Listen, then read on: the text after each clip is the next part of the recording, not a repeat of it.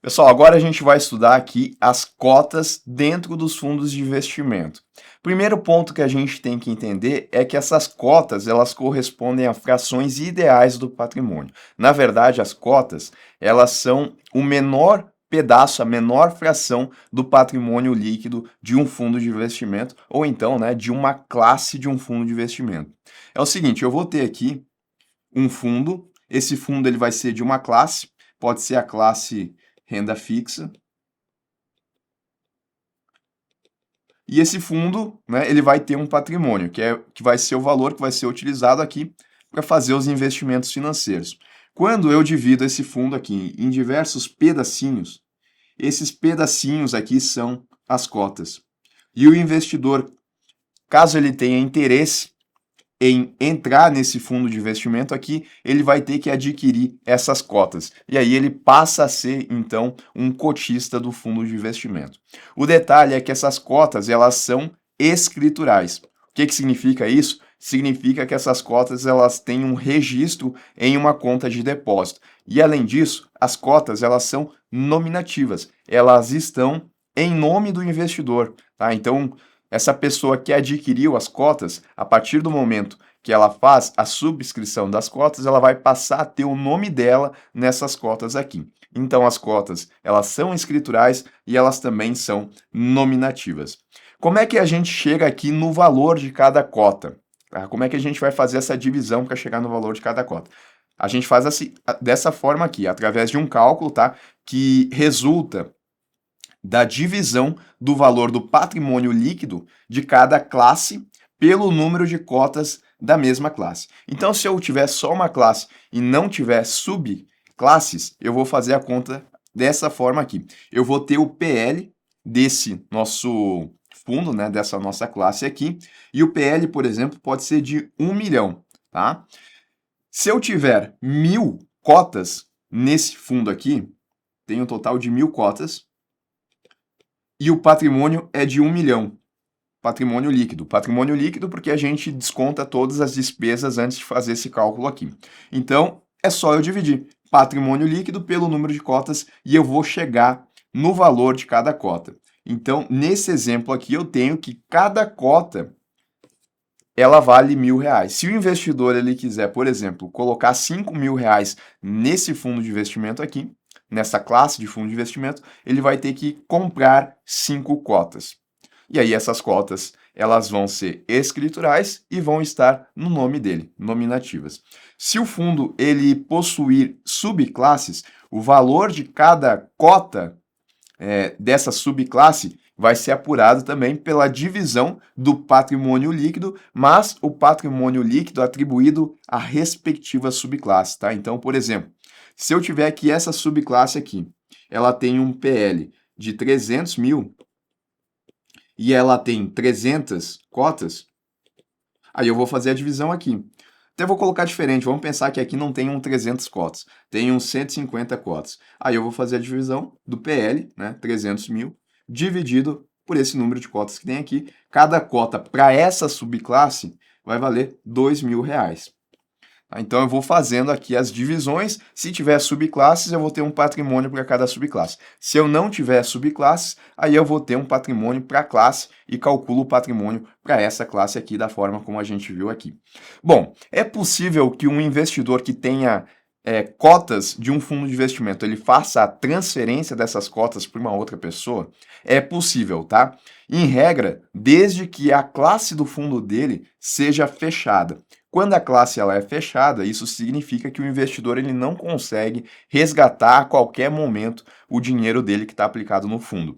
E aí, nesse sentido, então, é possível que ele faça a transferência. Daí pode acontecer através de um termo de cessão e transferência, que vai ser assinado pelo cedente, ele, e pelo cessionário, que é quem vai receber essas cotas, ou então por meio de negociação em mercado organizado. Então, como ele não consegue fazer o resgate do valor dele lá do fundo de investimento, ele vai ter que achar uma outra pessoa que esteja interessada em comprar as suas cotas. Uma vez que ele consegue, ele pode fazer então pelo termo de cessão ou através de uma negociação em mercado organizado, aonde a outra parte vai comprar as suas cotas. E isso, né, detalhe, isso daqui, quando a gente estiver falando de cotas de uma classe fechada. E Renan, e se for uma classe aberta, como é que fica nessa situação? Bom, via de regra, não é possível, então, ser objeto de cessão ou de transferência de titularidade a cota de uma classe aberta. Mas existem exceções, tá? Então, por exemplo, aqui, quando acontecer uma decisão judicial ou arbitral dentro desse fundo de investimento, é possível que aconteça a transferência. Em operações de cessão fiduciária, execução de garantia, sucessão universal, dissolução da sociedade conjugal ou união estável do nosso cotista, transferência de administração ou portabilidade de planos de previdência, integralização de participações acionárias em companhias ou no capital social de sociedades limitadas, integralização de cotas de outras classes ou ainda resgate ou amortização de cotas em cotas de outras classes. Então, nessas situações aqui que são elencadas pela legislação aqui, a gente tem a possibilidade de cessão ou de transferência quando a gente estiver falando de uma classe aberta. Bom, vamos falar do processo de emissão aqui então das cotas. Quando a gente estiver falando aqui de uma classe aberta, para que aconteça a emissão de cotas, deve ser utilizado o valor da cota do dia ou do dia seguinte ao da data da integralização, segundo o disposto no regulamento. Então, se eu for fazer a emissão de uma cota para uma classe aberta, eu vou ter que olhar qual que é o valor da cota, né, do dia, que no exemplo que a gente calculou aqui é R$1.000. E aí eu vou poder emitir novas cotas no valor de R$1.000. Ou eu posso usar o valor da cota do dia, ou então do dia seguinte ao da data de integralização, que vai ser quando o investidor ele vai colocar o dinheiro dele nesse fundo de investimento. Integralização é quando ele efetivamente ele coloca e adquire essas cotas. Aí eu posso utilizar o valor da cota do dia, quando ele for fazer a integralização, ou então do dia seguinte. Na emissão de cotas de classe fechada, deve ser utilizado o valor definido ou calculado conforme definido na Assembleia de Cotistas que deliberou a emissão. Então, duas situações, tá? Na classe aberta, eu posso utilizar a cota do dia ou do dia seguinte ao da integralização. Agora, na emissão de cotas de uma classe fechada, aí tem que ser o valor definido. E é dessa forma aqui que o nosso investidor ele vai conseguir entrar no fundo de investimento. Então, por exemplo, se esse daqui, né, foi o valor da cota no dia da integralização, vai ser efetivamente esse o valor que o nosso investidor ele vai ter que adquirir as cotas por R$1.000. E aí, se ele vai colocar aqueles R$5.000 que eu dei de exemplo, ele vai adquirir 5 cotas e esse fundo de investimento ele vai passar a ter mais 5 cotas no valor de R$5.000. E aí, o patrimônio do fundo, consequentemente, vai aumentar. A gente vai aumentar o número do patrimônio e a gente também vai aumentar o número de cotas. Antes aqui eu tinha 1.000 cotas, né? Agora eu vou ter 1.005 cotas e nessa situação aqui o patrimônio ele vai aumentar em R$5.000, né? Vai ser 1 milhão. Será que tá certo? Acho que eu coloquei um zero a mais. Vamos ver. Aqui. Aí, agora sim. 1 milhão e 5 mil. Daí, se eu for dividir, o valor das cotas ainda vai estar valendo R$1.000. Isso, né? Se eu considerar aqui o valor do dia. Se no dia seguinte, por exemplo, o valor da cota mudou, porque o PL mudou, e agora essas cotas estão valendo R$995, pode acontecer de um dia para o outro. Se isso acontecer de um dia para o outro, e na hora da emissão dessas cotas for considerado o dia seguinte, então aqui vai ser diferente a lógica, porque o investidor ele não vai colocar, não vai comprar cotas novas que foram emitidas ao valor de R$1.000, mas sim ao valor de 95, né, que foi o que a gente teve aqui. Então eu tenho que ver o que diz o regulamento do fundo. Se eu uso o dia, se eu uso o valor da cota no dia da integralização ou se eu uso no dia seguinte. Agora, se for de classe fechada, então aí tem esse cálculo que já está definido. A distribuição de cotas de classe aberta independe de um prévio registro na CVM, tá? Então, pode acontecer aí novas cotas, a emissão de novas cotas no fundo de investimento e isso não vai precisar de um registro lá na CVM. Já a distribuição de cotas de classe fechada deve observar a regulamentação específica sobre ofertas públicas de distribuição de valores mobiliários. Aí, nesse sentido, tá, a gente tem, sim, a necessidade de registro Esse registro pode ser automático ou, né, o registro ordinário. E os dois, né, se referem ao registro na CVM. Bom, quando do ingresso do cotista no fundo, o agente que tiver realizado a distribuição de cotas deve disponibilizar a versão vigente do regulamento, o que inclui o anexo da classe investida e o apêndice da subclasse investida, caso a gente tenha essa subclasse aqui. Tá? Então, quando o cotista ele entra no fundo de investimento, o que, que ele tem que receber? Ele tem que receber a versão vigente do regulamento. E se por acaso, né, a gente ter, então, classes e subclasses, para a classe, eu vou ter um anexo dentro desse regulamento. Se for uma subclasse, aí eu vou ter um apêndice para cada subclasse.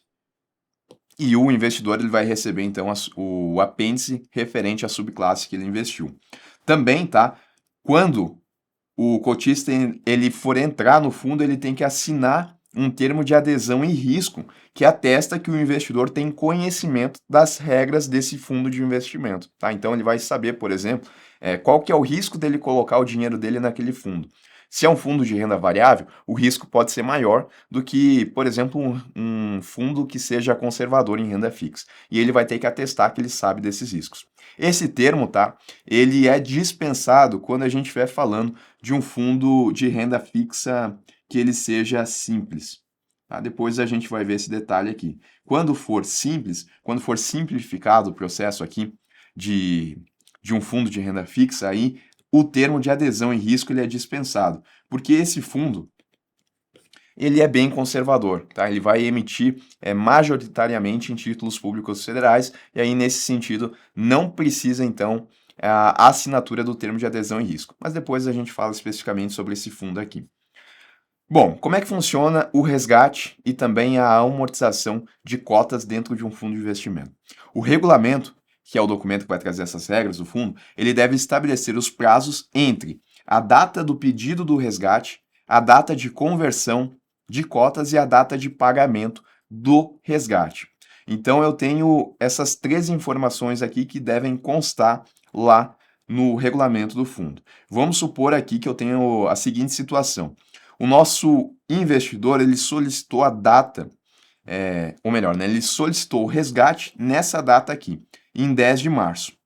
Aí eu tenho que a conversão das cotas, também chamada de cotização, vai acontecer no dia 12 de abril e a data do pagamento do resgate vai acontecer no dia 15 de março. Então, eu tenho três situações aqui. Primeiro, eu tenho a solicitação do resgate, que é quando vai acontecer o pedido pelo nosso investidor. Tá? A partir do resgate, eu vou ter o que eu chamo de data de conversão das cotas, que é a cotização. Essa cotização aqui ela vai ter que ter um prazo, que pode ser, por exemplo, D+2, D+3, D+4, depende do fundo. Esse D+2 ou D+3 é em relação ao pedido de resgate do investidor. Então, o resgate acontece no que a gente chama, o pedido ele acontece no que a gente chama de D+0. E aí a conversão ela vai se dar em um tempo depois do pedido do nosso investidor.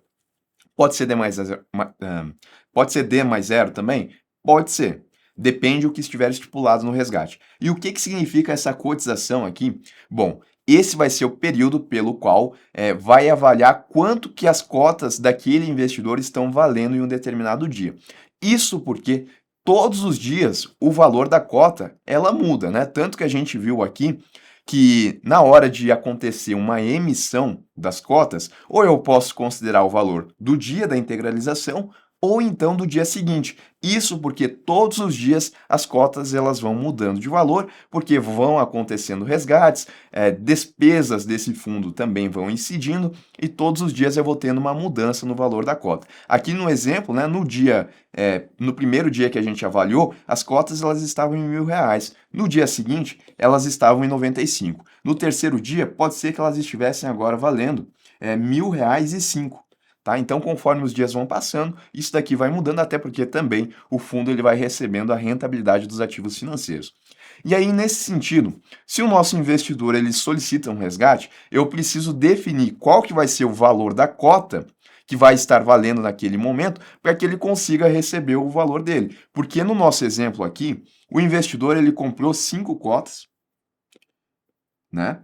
E eu preciso saber então, quando ele for fazer o resgate, quanto que essas cotas vão estar valendo para eu conseguir fazer o pagamento para ele, né? Se as cotas estiverem valendo R$ 1.000, ele vai receber R$ 5.000. Se essas cotas estiverem valendo R$ 2.000, ele vai receber R$ 10.000. Porque para definir o que eu vou pagar para ele, eu vou olhar qual que é o valor da cota naquele dia de cotização, que a gente já vai falar melhor sobre ele, e vou olhar quantas cotas ele tem. E aí, com base nisso, eu estipulo o quanto que ele vai receber, tá? Então, agora falando sobre isso. A data de conversão de cotas, ou chamado período de cotização, vai ser o dia que eu vou definir qual que é o valor da cota para fazer o pagamento do resgate dele.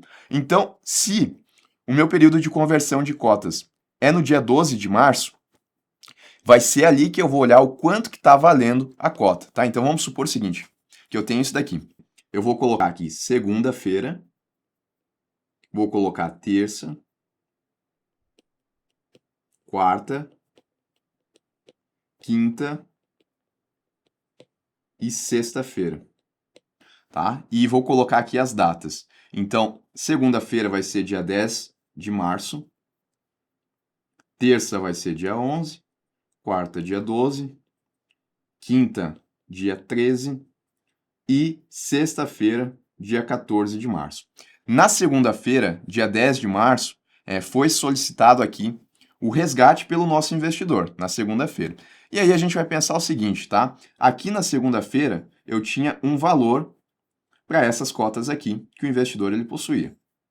Para cada dia, na verdade, eu tenho um valor, né, para as cotas. E esse valor ele tem que ser calculado. E quem faz esse cálculo aqui, já adiantando essa informação, é o administrador do fundo. Ele que é responsável, então, por fazer o valor, para calcular o valor das cotas. Vamos pensar que na segunda-feira, essas cotas aqui, elas estavam valendo 1.100. Aí na terça-feira, elas passaram a valer 1.105. Na terça, né? Na quarta agora elas estão valendo 1.110. Na quinta, esse valor caiu um pouco, foi para 1.105 novamente. E na sexta-feira, elas permaneceram em 1.105. Pode acontecer de permanecer o mesmo? Pode, né? É um cálculo que deve ser feito. Se o nosso investidor ele solicitou o resgate no dia 10 de março, aqui as cotas que ele possuía estavam valendo R$ 1.100. Lembrando, tá, que ele tem 5 cotas. Na terça-feira, elas valiam 1.105 e na quarta, dia 12 de março, elas valiam 1.110. Qual que é o valor de cota que eu vou entregar para o nosso investidor aqui quando ele for fazer o resgate? Bom, eu vou ter que olhar qual que é o período de conversão de cotas, a cotização. Se a cotização ela acontece no dia 12 de março, eu vou ter que olhar aqui qual que é o valor da cota no dia 12 de março. Aí que eu vou fazer a conversão das cotas. Então, para o nosso investidor aqui, ele tem 5 cotas. Para eu saber o quanto que ele vai receber na hora que ele solicitar o resgate, eu vou pegar aqui os 1.110 que a gente tem de valor da cota e multiplicar pelo número de cotas que ele tem. Então, 5 vezes 0, 5, 5 vezes 1, 5, 5, 5. Então, o nosso investidor, ele vai receber o valor de R$ 1.550. Isso porque as cotas, no período de cotização, elas valiam 1.110. Tá? Vou marcar aqui e vou fazer o seguinte, ó. Vou marcar aqui e aqui. Deixei nas mesmas cores, tá? Só que detalhe, ele teve esse cálculo, mas a data de pagamento do resgate está aqui para o dia 15 de março, né? Na verdade, isso aqui vai ter que ir para a segunda-feira da outra semana, tá? Então, sábado vai ser dia 15. Aí a gente vai ter domingo, dia 16, e só no dia 17 ele vai receber, então, efetivamente o valor dele, tá? Aqui no dia 17 de março ele recebe porque a gente começou na segunda-feira, dia 10. Então, no dia 17 de março ele vai receber. Quanto que ele vai receber? Ele vai receber 5.550. Mas, Renan, no dia 17 de março, essas cotas, elas voltaram a 1.100. e ele está recebendo pelo valor de 1.110. Não tem problema, porque no fundo de investimento foi definido que a conversão de cotas aqui acontece em D+2. Então a gente leva em consideração, né, o valor aqui das cotas em D+2. O que acontecer depois, o que aconteceu antes, não vai importar na hora de fazer o pagamento das cotas para esse nosso investidor. Então eu tenho que olhar esses prazos aqui e para saber efetivamente o quando que ele vai receber, eu tenho que olhar quanto que vai ser a data do pagamento do resgate. No caso aqui, né, a data de pagamento do resgate é D+5. Eu vou marcar aqui em outra cor, né? É D+5. Vai ser pago no dia 17 de março. Até vou trocar a data aqui, ó. Eu vou colocar o seguinte: colocar isso daqui como 17 de março, mas é D+5, tá? Então, eu vou contar 5 dias da data do pedido de resgate e aí eu vou fazer o pagamento para o nosso investidor, que está aqui. Tá certo? É o que ele vai receber efetivamente. Aí, se cair em final de semana, tem que passar para o próximo dia útil. Então, recapitulando, 3 prazos. Data do pedido de resgate é quando o investidor ele se manifesta querendo retirar o dinheiro dele do fundo de investimento. Data de conversão de cotas vai ser quando a gente vai apurar qual que vai ser o valor que ele vai receber. E a data do pagamento vai ser quando o investidor ele vai receber efetivamente o dinheiro dele com base no valor que foi apurado na data de conversão das cotas, tá? Uma regra é a seguinte, tá? O pagamento do resgate não pode ser superior a 5 dias contados da data de conversão de cotas. Tá? Então percebam aqui que minha conversão de cotas aconteceu em D+2 e o meu pagamento aconteceu em D+5. Então entre a conversão e o resgate eu tive 3 dias. Está dentro da regra. Tá? Se fosse D+6, também estaria dentro da regra, porque são 4 dias. Se for D+7, estaria no limite aqui. Então, eu teria 5 dias de diferença e eu ainda estaria na regra. Agora, eu não poderia ter uma situação onde a conversão das cotas é em D+2 e o pagamento é em D+8, porque daí eu teria 6 dias de diferença entre a conversão e o pagamento, e aí isso não pode acontecer. Renan, eu poderia ter o seguinte, eu poderia, por exemplo, ter que a conversão de cotas ela acontece em D+30, e o pagamento do resgate acontece em D+35, eu posso ter essa situação aqui também, tá? Aí percebam como é que fica nessa situação. O investidor ele solicita o resgate em D+0, que vai acontecer no dia 10 de março, mas o período de conversão de cotas só vai acontecer no mês seguinte. Então, muita coisa pode acontecer no fundo entre a solicitação do resgate e quando efetivamente a gente vai fazer a conversão dessas cotas. E isso acontece, tem diversos fundos de investimento que têm um período de conversão de cotas que é mais longo. O detalhe é que eu não posso ter um pagamento de resgate que ele se separe do período de conversão de cotas, aonde eu tenho um espaço maior de 5 dias, tá? Geralmente a gente vê aqui também situações onde a conversão de cotas é em D+25 e o pagamento é em D+30. Pode acontecer também, tá? E pode ser que o prazo aqui seja menor? Pode ser também, né? Eu posso ter aqui prazos mais curtos. Depende da característica do fundo de investimento. Bom, olha só, no caso de fechamento dos mercados e em casos excepcionais de iliquidez dos ativos componentes da carteira, o administrador o administrador, o gestor ou ambos podem declarar o fechamento da classe de cotas para a realização de resgates. Então percebam o seguinte, o que está acontecendo quando o nosso investidor ele solicita o resgate? Eu tenho o patrimônio do fundo, né? E esse fundo aqui ele vai aplicar em diferentes ativos financeiros. Quando o investidor ele solicita o resgate, o gestor do fundo ele tem que tirar posições aqui aonde o fundo está investido para conseguir fazer o pagamento dos resgates.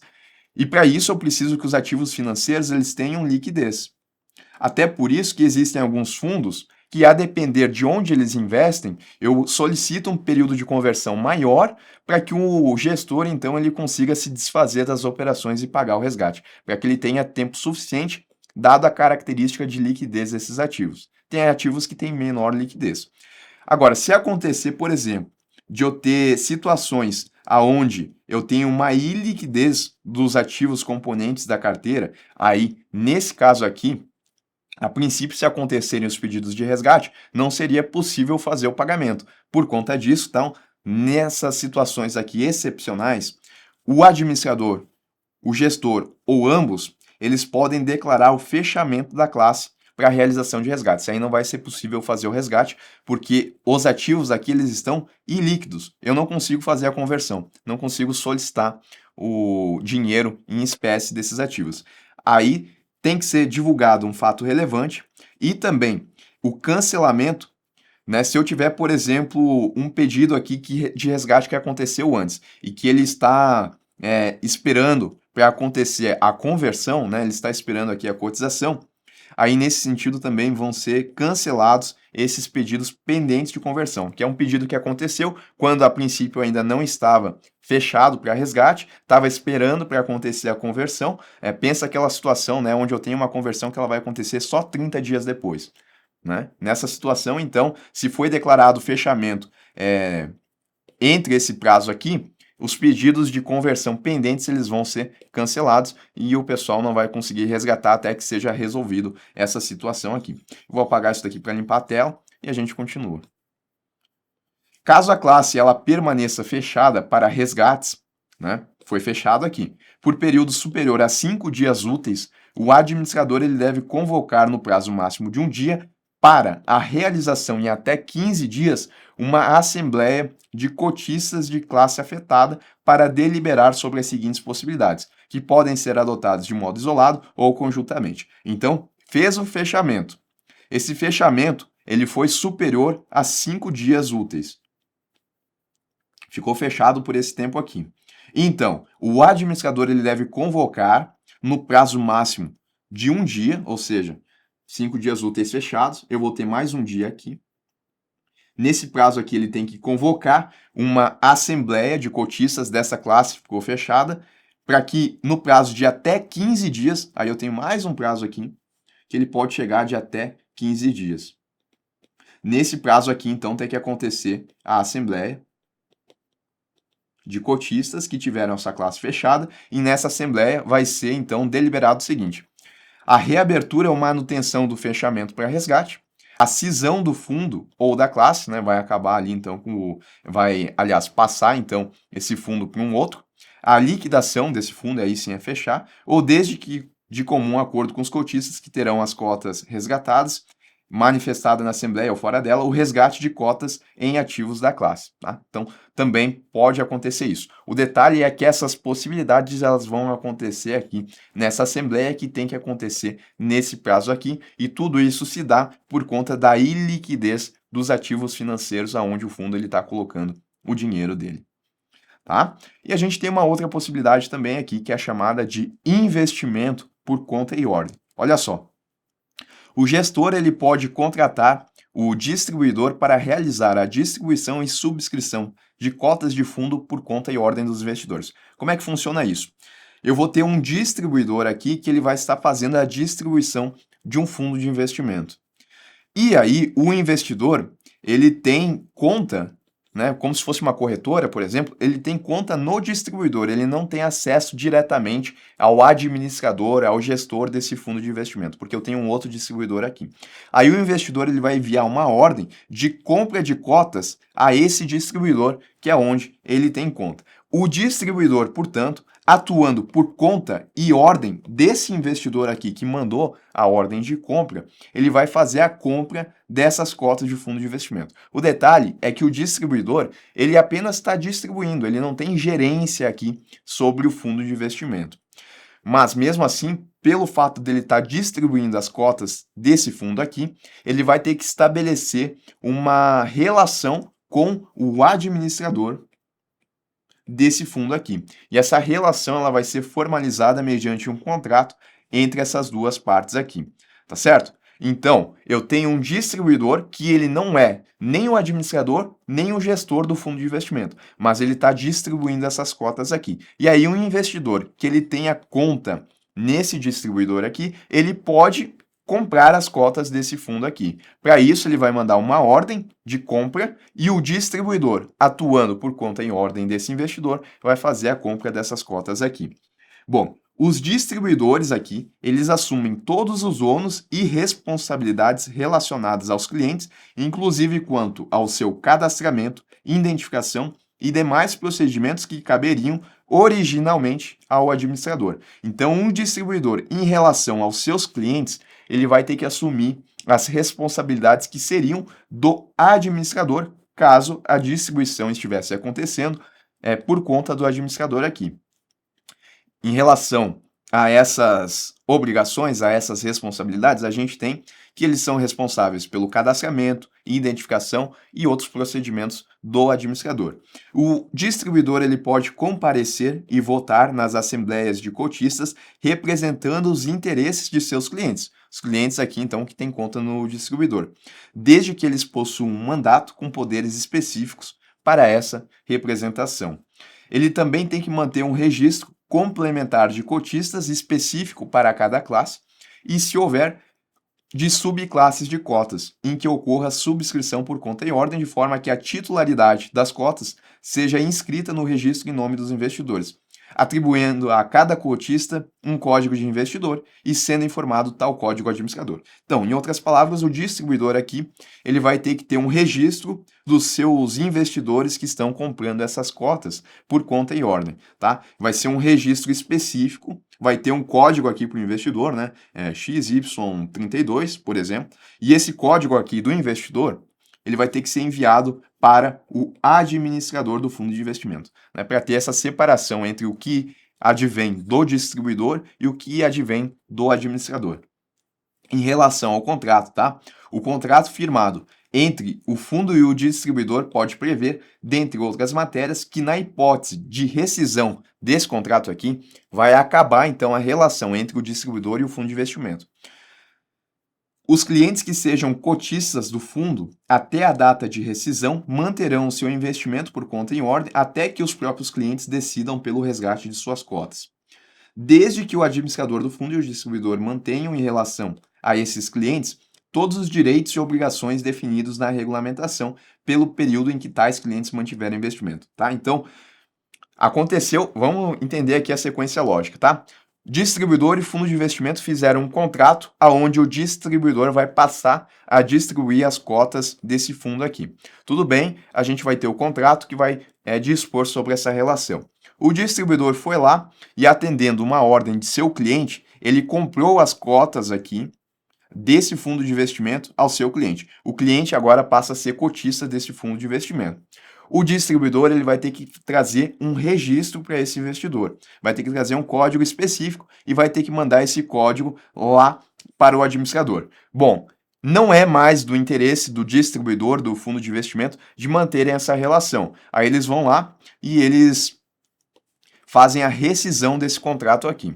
Agora, a partir de agora, o distribuidor então não vai poder mais distribuir as cotas desse fundo de investimento. Mas como é que fica na situação em relação àqueles investidores que já colocaram seu dinheiro no fundo através da distribuição por conta em ordem? Bom, nessa situação, a legislação ela fala que esse contrato aqui que foi firmado, ele pode prever, entre outras matérias, que acontecendo a rescisão, os clientes cotistas aqui, eles vão poder manter o dinheiro deles no fundo de investimento, até que eles mesmos decidam fazer o resgate de suas cotas. E aí eles ficam como investidores, mesmo essa relação aqui não acontecendo mais. É isso que a legislação fala, mas para isso tem que ter a previsão lá no contrato. Caso contrário, vai ter que acontecer o resgate das cotas desses investidores que atuaram por conta e ordem através do distribuidor.